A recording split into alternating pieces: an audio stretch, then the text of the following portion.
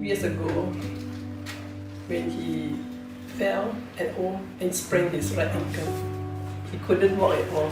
And the thing is that he cannot express. So that's how the frustration comes in. I'm the only sole caregiver, so he don't like changes. So the frustration thrown on us, he refused to cooperate with us. So we got no strength to help him up or transfer into the commode. Dr. Chen helped us by bringing in the mice to help him to shower. And also after some time, Derek was introduced to us. Okay, I'm Derek. I'm a community-based physio, specifically doing home therapy. Yeah, first come to know Timy after a referral from Dr. Chen's team.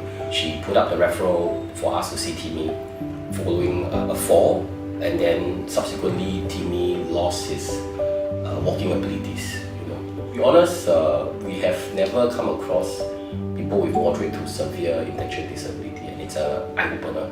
So I was studying, my boss had said that perhaps we could go slow and just build rapport with Timy. Spent roughly about 2 months doing nothing, just coming into the house for half an hour, sit beside him, making sure that he is familiar with me, and just watching, observing how he plays or how he actually do the puzzle. My informal session coming in to build rapport based on observation was actually part of my assessment process. Getting to know who this person is, how he moves, how he responds to certain cues, sensory cues, and all these things. What is actually Timothy's true ability in terms of his strength? Actually, he wasn't weak, he was actually strong, he was actually fighting us and all these things. So he has this will, and he has this strength behind this will, right, to say that he is strong enough to participate in certain things. And so I pick up these very small nuances, and I say that strength was never an issue. That was where we eliminated the hypothesis to say that weakness is not the cause of that functional decline.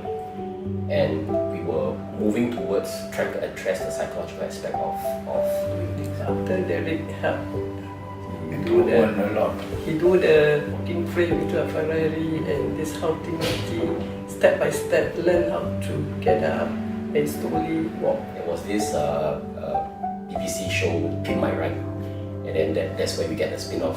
I proposed to the team, I say that I'm going to pimp not the ride, but pimp the walker.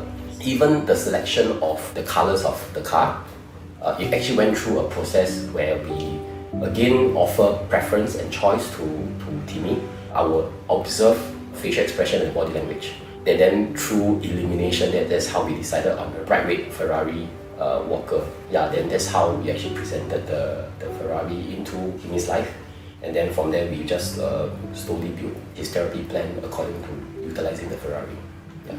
We were brainstorming how to actually lessen that traumatic impact and create a more pleasant moment for him to say that it is actually safe for you to move, to stand, to use the walker. We started out with Timy having this very small little cushion. When he wants to stand, he will actually put the cushion on the floor and he will actually step on the cushion in order for him to actually stand up. It gives a lot to Timy psychologically, so we acknowledge that the cushion be part of our therapy plan to slowly transit him to the next level of comfort for him to actually mobilize.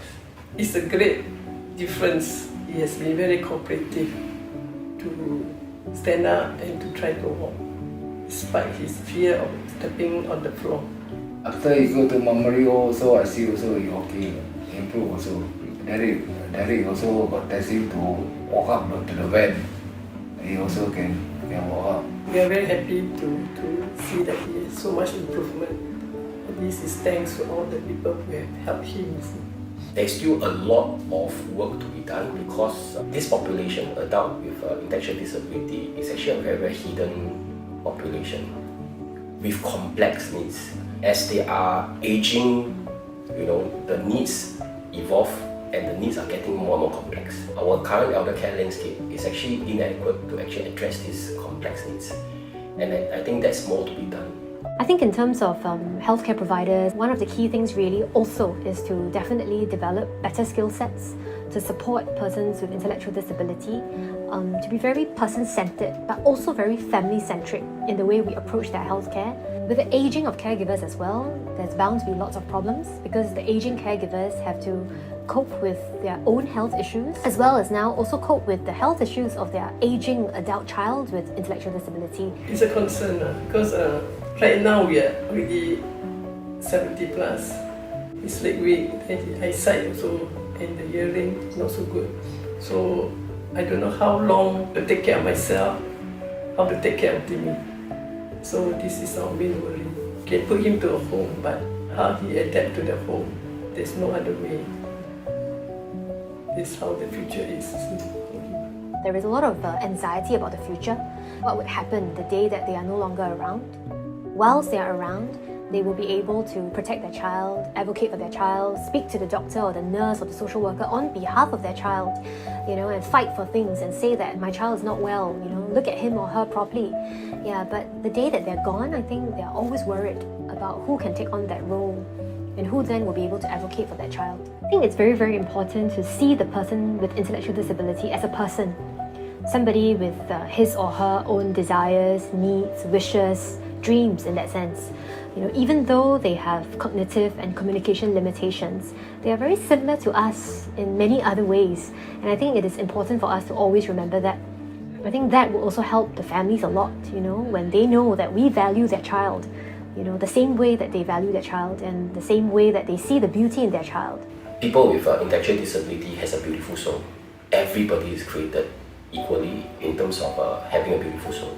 For Timy, what he taught me is that he yearns to have a very deep relationship with anybody he encounters. It's just whether we as a respondent are we prepared to go into that deep relationship with him. Every morning when he wake up, he will smile at you. Maybe you bad mood or what, but you see him smile, the way he smile, it really make us happy. Make us very happy. Like every day when I see him doing the parcel, sometimes I will see him, look at his face, the way he smile at you, it really made me happy. Although he's ID, but when he's doing the parcel, he's at par with us. Sometimes he's better than me. So I don't know where to put, then he put. And then after that, when everything is settled, he will look at me. And the smile on the face, it really touched my heart. That he's a happy boy.